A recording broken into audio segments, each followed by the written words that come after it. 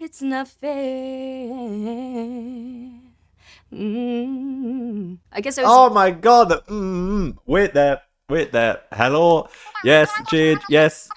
You're an icon. You are the music industry at the moment, and you are killing it. And oh my god. Hello. Yes, this channel is a Jade Stan channel now, and we're just gonna have to accept that. All right, we're just gonna have to accept that and move on because we're doing the genius for Angel of My Dreams, and oh my god, I'm so happy to listen to her explain it.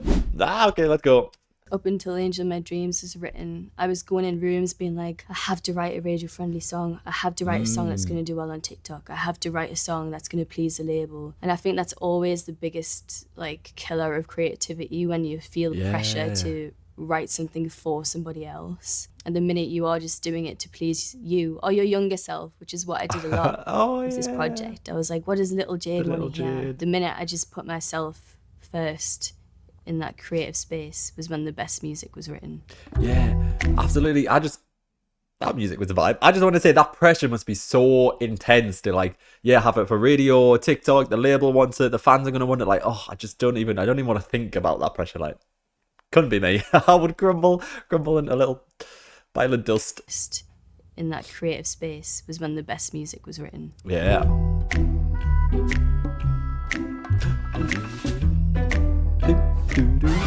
That is a vibe. I was in LA. I was feeling very lonely. I was flying back and forth, writing with different people. I was a bit lost sound-wise. I'd been writing so many songs. They were good, but nothing was like hitting enough to be the first single. And the session was with Mike Sabbath, Steph Jones, and Pablo Bowman. Pablo I've known for years, and when he came in the studio, he was like, do you remember you used to always try and sample Puppet on a String by Sandy Shaw? And I was like, that's really weird, because in my notes for the LA trip as a concept, I had Puppet on a String. What? So we started there. We started with the sample. I wonder if one day that you'll say that you can. And then I said to the guys, like, I want to write a song that is like a love letter to the music industry. My kind of love-hate relationship, being a part of it, how toxic it can be, but how obsessed I am with being a star. That was the dawn of Angel of My Dreams. I wonder if hey Mike, let's do something crazy. I can honestly say if you're ever in a session with Mike Sabbath, you are about to do something crazy. He's got such a kind of beautifully erratic energy. He's phenomenally talented. He plays so many instruments, and he's been a huge part of my album, not just this song, so it makes sense to shout him out at the beginning. And I feel like huge part of the album. I cannot wait. I don't know who Mike Sabbath is. Maybe I need to get more Mike Sabbath production, because Angel of My Dreams is a hit. H-I-T, hit. My album, not just this song, so it makes sense to shout him out at the beginning. And I feel like it's become a bit of a thing. First one. Care that I'm mad, care that I'm sad, it's so bad, it's funny. Care if I cry, care if I die, you only care about money. I think I learned very She wasn't even trying to sing, and she was amazing. Putting the band and signed my first deal and all this stuff, that I really was kind of a product and not a human at times. So that we saw the fashion. It was definitely a product. All right, we saw the dolls, we saw the fashion. It was a product. It's kind of what that verse is talking about, being aware that you are in this like money machine. Yeah. And you're just a pawn in the game. Just one little selling pawn. my soul to a psycho. They say I'm so lucky. Better act like you're lucky, honey. I am literally telling my story from the beginning of my pop journey. Wow. And the idea of like better act like you're lucky. You know, I was told that a lot growing up in the industry. Is like, do you know how lucky you are to be here? Sort of thing. Because somebody else will take your place if you're not willing to work for it or work hard enough. I heard that a lot, so that's kind of where that lyric comes in. And then the better act like you're lucky, honey. It's just me being a bit cunty, because that's what the beat's giving. Yeah, it's exactly what's given. But it feels nice in the spotlight. When the camera flashy, I act so happy. I'm in heaven when you're looking at me. I wanted the oh my god, those vocals were insane. She is a vocalist. The Little Mix training is coming through. Heaven when you're looking at me. I wanted the pre to feel like this release into this more dreamy, but I do love it kind of vibe. It's quite sad really, because it's saying that even when I feel awful, I'll act happy for you, I'll smile for the camera, because I'm in heaven when you're looking at me. I remember my great auntie, she was really, really poorly, and she was kind of on her deathbed, and I had to perform Shout Out to My Ex on the X Factor live on TV, and be like super happy and beaming to be there, when really I just wanted to get on a train and go straight home, which I did after that performance. And I'll never forget it, because I turned up to the hospital and I was super sad, obviously. And just as I was about to go into the room to see my auntie, I got stopped by the nurse. She was like, I'm really sorry this is happening right now, but do you mind if I take a picture? And I was like, oh my God. But I was so in shock, and I was so used to having to just say yes that I did it. So somewhere there's a picture of me just like... I laugh because she laughed, and I laugh out of nervousness. But oh my God, that is insane, just trying to process that. God, I remember that performance as well on the X Factor. That is actually one of the performances that got me like into Little Mix. Oh, that is just mad to think about. Like, what people are going through. Be nice. Be nice. Angel of my dreams, I will always love you and hate you. It's not fair. The angel of my dreams is the music industry personified. I guess before I met my boyfriend, I guess the industry is the love of my life. And I'm sure many artists feel the same way. You know, when you first start off, you just want to sing, you want to write music, you want to perform. And then when you get sucked into this world with fame and fortune and all these things, it is a tale as old as time of kind of losing yourself or selling your soul a bit, or having to make many sacrifices to get to where you want to be. Could you like be arsed with it though? Like, oh, I mean, I know the money and the fame and like everything, but like, God, I don't know if I could be bothered with the bullshit. I would just crack and I would end up punching someone else, and then like people would just get right on me tits. The angel is the industry kind of hovering over me all the time. It's so bittersweet. I will always want you and need you. You don't care. You can tell in the song there's lots of like vocal, tonal differences, and the vibe there was like referencing old school like clubland classic songs. Scooter, Cascada, Flip and Phil, DJ Sammy, all those kind of amazing dance records that I used to listen to growing up. To me, it's kind of the most tragic part of the song. It's kind of desperate, saying like, I love you and I hate you, it's not fair. It's so bittersweet because I adore every part of this, but I'm also feel like shit sometimes. So it's that kind of constant battle. Love when you call me a star, you let me down in the dark. Want you and need you, you don't care. It's not fair. I guess I was... Oh my God. Wait there. Hello. Yes, Jade. Yes. You're an icon. You are the music industry at the moment, and you are killing it. And oh my God, you are a vocalist. You are a vocalist. Thank you. Visualizing moments in my career where I've had like a huge moment, or like I've won an award and then I've gone back in a hotel room by myself and just been like the loneliest I've ever felt. It's that idea that behind the scenes, I don't get so that. many of the things go on that are unseen or that people don't talk about. You know, I've been through a lot. I have many friends in the industry too that have been through some pretty dark things. So that's kind of what that line is saying.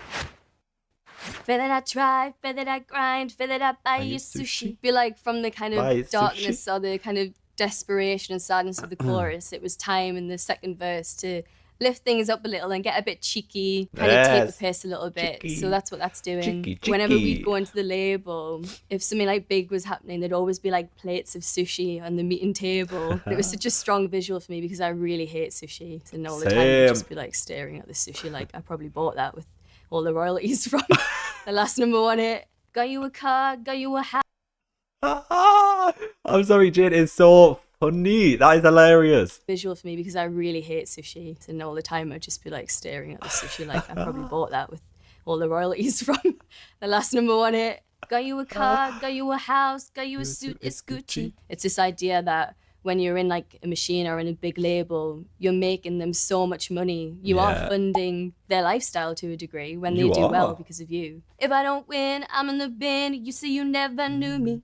But when I pop off, you sue me. So sue me. Oh, she's getting a bit sassy now. Even when we were at our height, even when we were doing so well, If our next album didn't do well, that's it, you're dropped. So the flip side of that is, but when I pop off, you sue me, so sue me. Kind of drew that from people I know and their experiences of like them doing well or finding a clause in the contract and being able to get out of it. I do know of stories very close to me of people threatening to sue when someone can manage to get out of it or they're popping off.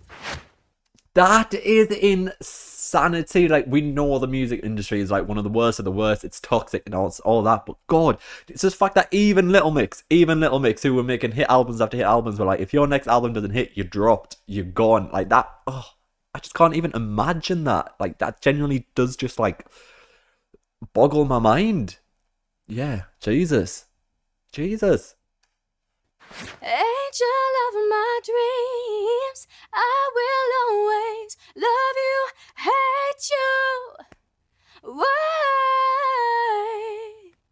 It's so bittersweet. I will always want you and need you. You don't care. This is probably my favorite. That is with zero auto-tune, zero effects, everything like that. Oh my God. People are sleeping on our vocals. Need you, you don't care. This is probably my favorite bit of the song, is when at the end of chorus 2, you have that like surge. It's like you're being wound up again, and like a Jack in the Box or something. And then it bursts into the final chorus where we slow the tempo down. We're back at, normal pitch vocal, and that's the kind of ballad, arm swaying moment, the grand finale of Angel of My Dreams. And I love that part of the song so much because, yes, it's unexpected, but it also feels quite emotional. It feels like you've been punched in the face or you've been beaten up. Oh my God, she took the words out of my mouth. I say that all the time. Is Jade a Kyle Edwards reaction stan? Is that what I'm getting? I say that all the time. The lyrics just like, but it just punches you in the face. I think we found a secret little stan. Feels quite emotional. We can stand each other. It feels like you've been punched in the face or you've been beaten up. And then finally someone's come over and be like, come on, I'm here, I'll look after you. But I'll always love you. It's just so perfect. True. Like, I love music. Orgasmic, I need it again. Always love you.